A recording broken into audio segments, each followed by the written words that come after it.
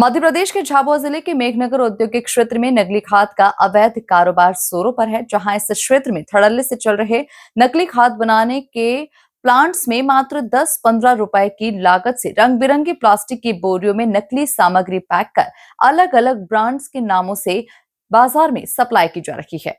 हैरानी की बात यह है कि जिम्मेदार अधिकारी इस गंभीर मुद्दे पर आंखें मूंदे बैठे हैं।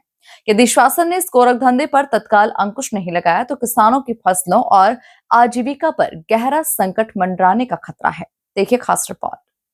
ताजा मामला आगर मालवा जिले से सामने आया है, जहां पर नकली खाद के इस्तेमाल से किसानों की फसलें तबाह हो रही है। ग्राम कचनारिया के किसानों ने सरकारी संस्था से अन्नदाता कृष्णा फॉस्केम और वरख कंपनी का घुलनशील खाद खरीदा था। इस खाद को कद्दू, टमाटर और सोयाबीन की फसलों में डाला गया, लेकिन 2 महीने बीतने के बाद भी खाद घुला नहीं।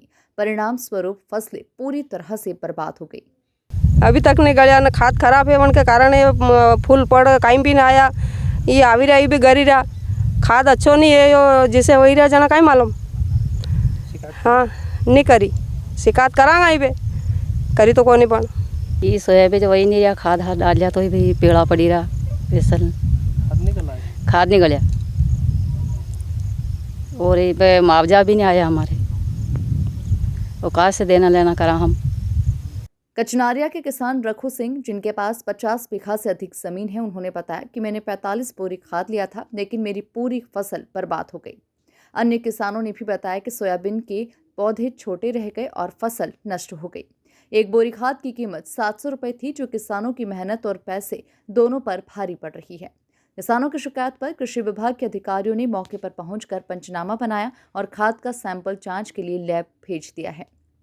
60 साल में खेती करता था मैंने, 60 साल ती ऊपर खेती करता था। पर येल की व्यू काय है कि सरकार आणि कंपनी को भरोसा करियो, हर साल डीपी लावे हम 12-32 वाला जो भी येल किया करे इको नाम को कई नाम को अन्नदाता नाम को खाद दो। तो सोयाबीन हो रही, सोयाबीन हाइट 1-1.5 फीट ऊपर नहीं भाई। फिर मैंने सब्जी में डाली, सब्जी मेरे पे 1-1.5 बीघा कद्दू है, 2 बीघा टमाटर है, 1 बीघा भट्टा है, कम 2-5-7 बीघा सब्जी करूँ हमेशा। सब्जी में देखो सोसाइटी सर कितनी बोरी लाए? परमेट द्वारा लाया था, 45 बोरी खाद लाया था मैं, कहीं जमीन मार पर ज़्यादा है। तो सोयाबीन जो मैंने वैरायटी बदल के वाया, और डीटी सर ने और कलेक्टर सर ने वहाँ दूसरी एक वैरायटी बुआई थी, अच्छी हुई थी। कलेक्टर सर हमारे यहाँ देखो आया था, बहुत बढ़िया फसल थी। पोर एक फसल देखो तो 1-1.5 फीट थी, अधिक सोयाबीन बड़ी नहीं है। ये सवाल सब्जी को, तो सब्जी में देखो हमारे कद्दू या हारो डाने 20 से 25 किलो कद्दू निकलेगा, तो 10 से 8-10 5-7 किलो कद्दू बड़ो नहीं मिलो, कहते हैं ताकत भी नहीं है वो। तो फिर भी मैं गौशाला से जैविक खाद डाला तो कुछ हरा दिख ही रहा है। आपने शिकायत की, कोई अधिकारी आए थे मौके पे? हाँ, कृषि विभाग आया था नीनामाजी करने, और 1-2 ग्राम सेवक और भी आया था, सैंपल भी लिए यहाँ से।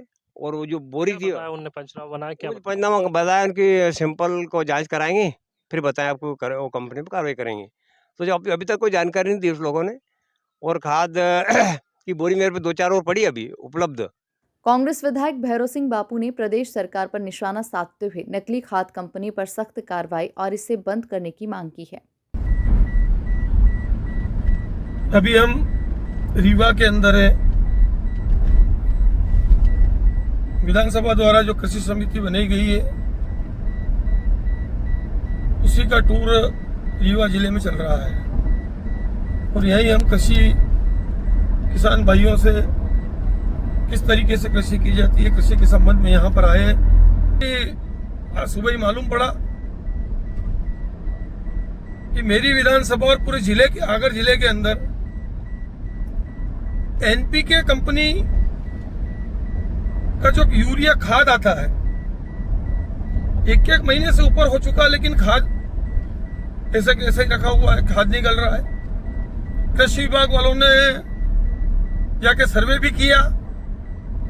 ये क्या है? किसानों के साथ छलावा कर रही है सरकार।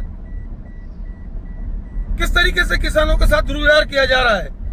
पहले ही तो उनको बीमा नहीं मिला, 195 किसानों की फसलें खराब हो चुकी, एक दवाई कंपनी की खराब दवाई देने के कारण उसका सर्वे भी कृषि विभाग ने किया।